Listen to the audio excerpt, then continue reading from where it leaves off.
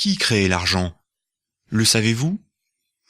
L'argent que vous avez sur votre compte a été créé par des banques commerciales, bien souvent privées, telles que le Crédit Agricole, HSBC ou la Société Générale. Autour de 95% de la monnaie qui circule de compte en compte grâce aux moyens de paiement tels que les cartes bancaires, les chèques et les virements, est de la monnaie électronique gérée et créée par les banques commerciales. On appelle cette monnaie la monnaie scripturale, car elle n'est concrètement qu'une écriture dans la comptabilité des banques. Les billets et les pièces de monnaie, fabriquées par l'État, ne représentent qu'environ 5% de la monnaie en circulation dans l'économie. Quand vous allez voir une banque pour qu'elle vous accorde un crédit, en réalité celle-ci ne prend pas l'argent déposé par d'autres de ses clients pour vous le donner. Elle crée de la monnaie à partir de rien. Ce sont des chiffres dans des ordinateurs, pas des billets de banque.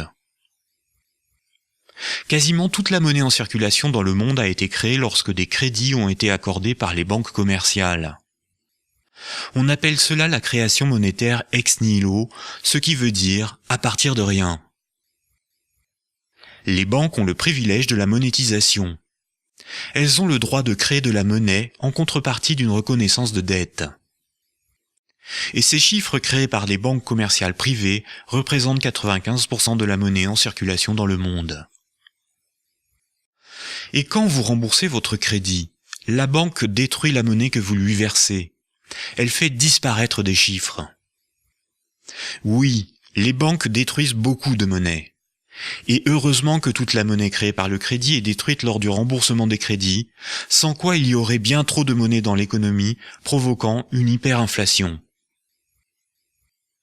Mais puisque la monnaie est créée par le crédit, et qu'elle est détruite lors du remboursement des crédits, alors on comprend que la monnaie en circulation dans le monde est égale à tout ce que les emprunteurs ont encore à rembourser aux banques.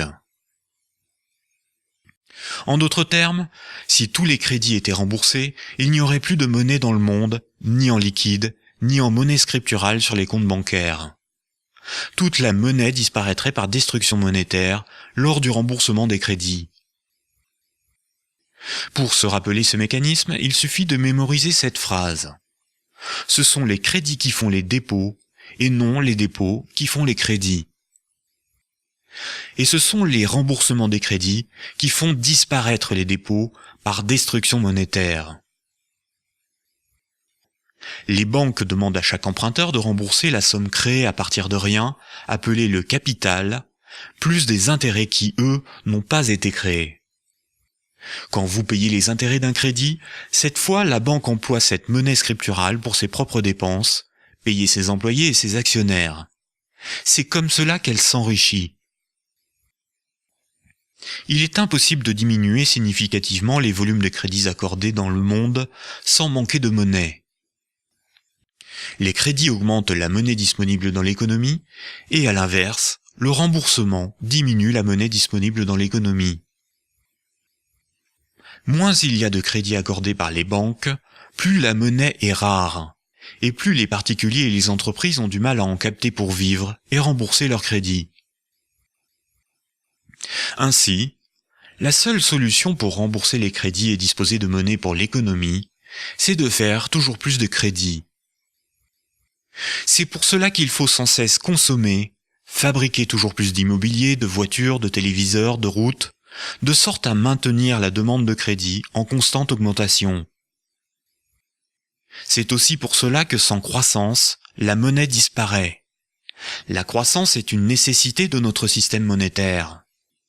Sans croissance, il se fait moins de crédit, et la pauvreté s'installe par manque de monnaie. L'ensemble de l'humanité est obligé de produire toujours plus de richesses, quitte à détruire l'environnement. C'est une forme d'esclavage par la dette. Sans cette obligation, probablement que les humains préféreraient faire autre chose que d'être dans une course sans fin pour produire et consommer toujours plus.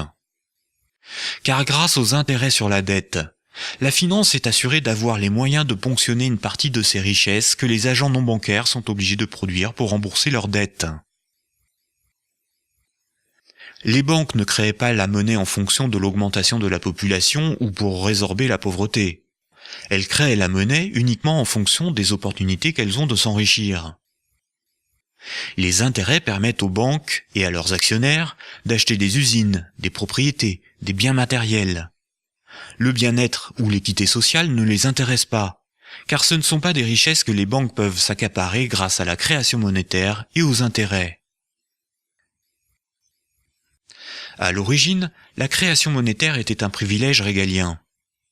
Durant des siècles, celui qui créait la monnaie était le monarque, le roi ou l'État.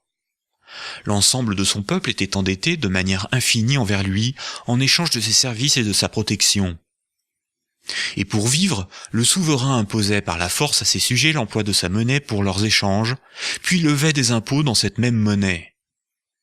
Ainsi, tout le monde devait avoir de la monnaie du souverain pour payer les impôts, et le souverain pouvait s'accaparer une partie de la production.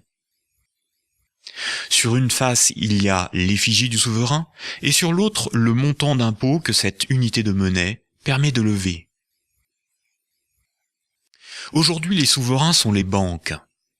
Notre monnaie s'appelle l'euro, mais contrairement à ce qu'on pourrait croire, ce ne sont pas les États qui créent la monnaie circulant dans l'économie. Ce sont bien les banques commerciales qui ont privatisé la création monétaire, de sorte à pouvoir lever des intérêts sur toute l'activité économique du monde, activité nécessaire pour assurer la demande de crédit perpétuel.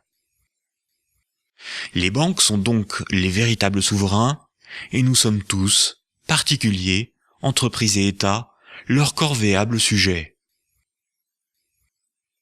De nombreux économistes contestent ce privilège exorbitant du système bancaire.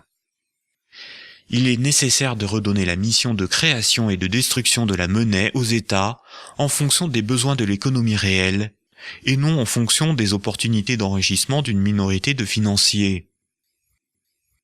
En d'autres termes, il est temps que le peuple soit enfin souverain.